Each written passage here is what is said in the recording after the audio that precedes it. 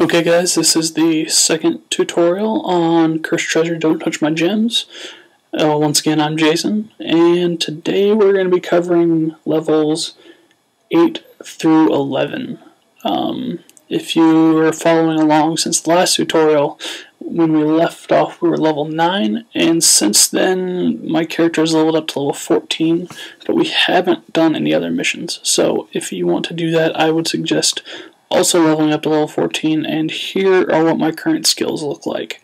They've upgraded quite a bit since the last time you saw them, so if you just want to take a second to look at them, I would suggest you do that. Okay, here we go. Now, let's do level 8. Okay, here is level number 8. Once again, we are building lots of crypts with a den towards the top to hit them early, just in case for the ninjas. They start coming early as wave 5. So add a couple more crypts and a den, as you can see from the screen where I've been adding them. Around wave 6 you want to add a couple more dens to the top and then start protecting the gems, because they're going to start coming hard and they're going to start coming fast. Yeah, I didn't mean that, but okay. Just watch the video. Once again, sorry about having to speed it up to about 1000%. Actually, it's only 300. But you get the gist of what's going on. They're getting close to the gems, not getting away with any of them. We still haven't upgraded anything yet. Around 14, which is where we are now, is when you want to start upgrading your towers, because they're really going to start pounding you and going after those gems. So, this is another 30 wave mission. No big deal. You remember what we did from the last one. Don't have to be afraid of it. It just takes a long while to go through. No new enemies are really introduced. Make sure you just upgrade evenly. Just be careful and make sure you kill all the guys. Especially towards the end here, we're going to want to start to get our fireball spell ready, because as enemies get more powerful, they can take a lot more damage. And if they can take more damage, you have to do more damage to kill them. If you look at this that way that just happened, if we hadn't been able to hit them early with the dens, then we would have been in a lot of trouble. But as you can see, since I'm a pro, I can tell you exactly how to do this mission and why it's not difficult at all. And for the last guy, taken care of. Okay, here we go with level 9. This is probably one of the hardest missions in the game, and it's really where the game gets difficult, because you have two separate stashes of gems on opposite sides of the map. So you really have to make sure you protect both and build evenly and build often. This is one of the first missions where you really need to make sure you build more than you build powerful, because if you don't, you can really get in trouble later when the enemies with the spinning blades block all of your attacks.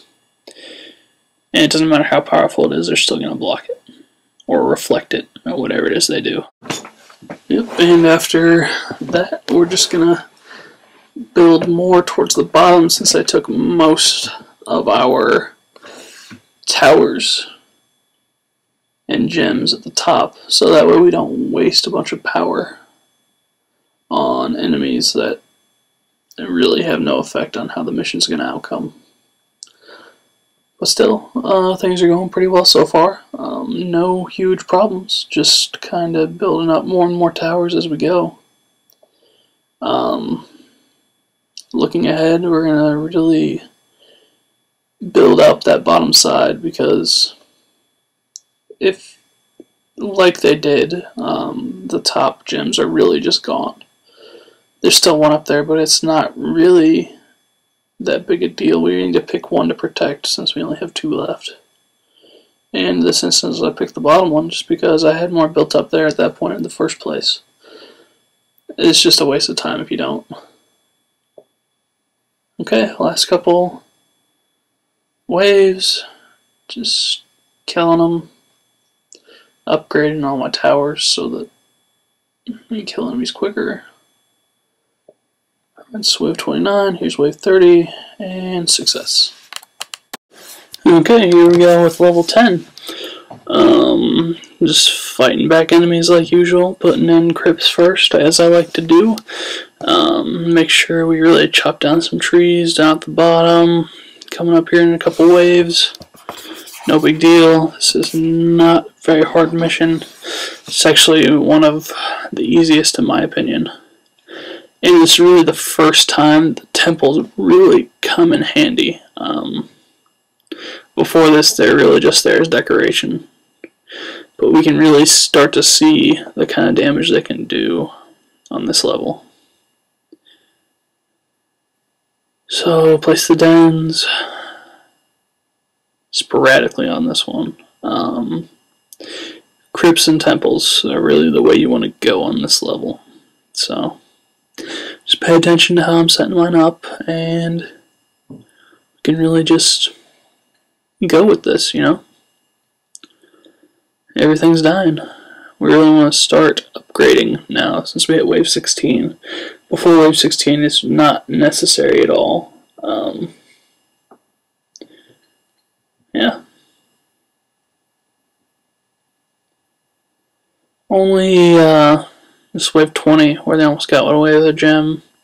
And then potentially wave 30 as usual. You always want to have at least one gem available, so if they take it, you still win, but this time I think we're going to do rather well with the way we have everything set up, and I don't think it'll even come close to getting it. But before we get ahead of ourselves, we need to make sure we don't lose all our gems early and upgrade everything right, and we're good to go. And yep, just a couple more waves. This wave 29 is a little problematic too because there's 14 ninjas. So they'll probably get closer to the gem than the actual main bad guy does. And still didn't get past the turn. And the bad guy went down like a punk. Okay, here's mission 11. Another great mission. We're really going to stack up the crypts on this one. I know it seems like we have in the past, but it's really important, because if you look at the map at the tops and the sides, they're mostly covered by crypts, and if you want to be able to kill ninjas, you have to be able to hit them early, because if you can't hit them early, they're going to get halfway through the map before they actually get hit, because the first hit sets off their smoke bomb. And if it sets off their smoke bomb, they're immune to damage for a while. Actually, they're immune to damage, but your towers can't see them. You can still hit them with a fireball if you want to. But usually it's really just a waste of time in my opinion, because you're going to miss because they move really fast. So, looking at what's going on, we've lost a gem, close to getting away with another one, but now we're really building up along the sides of the Crystal Cave, because without the cave sides being built up, we'd be really in trouble. And they took another gem, but we still got 3. Should be fine. Another big thing on this one is actually a 40 wave mission, so it's going to take quite a bit longer than some of the missions we've done in the past. And you really have to be careful, because the more waves there are, the more enemies, obviously, but there's the more bosses, because every 10 levels is a boss wave. And boss waves are nothing to joke about. Okay, we lost our 4th gem, but we still have 2, and I think we'll be okay. It might get a little hairy, but as we're upgrading all of our towers right now, we should be good to go. And since that guy never even touched a gem, that was the one thing we really had to worry about. Now, if you saw that, we hit those ninjas with fireball spell right there in the middle, so they couldn't go any farther. And that's another big thing that can help. Yeah. We're down to only one gem, so it could be a problem, but I know what I'm doing, and after watching this, you'll know what you're doing, so it's nothing really to worry about. Although it is a ninja on the last wave of this. And it's a ninja on the last wave of almost all of them coming up, and that's serious. Getting the fireball spell ready. And yes, success.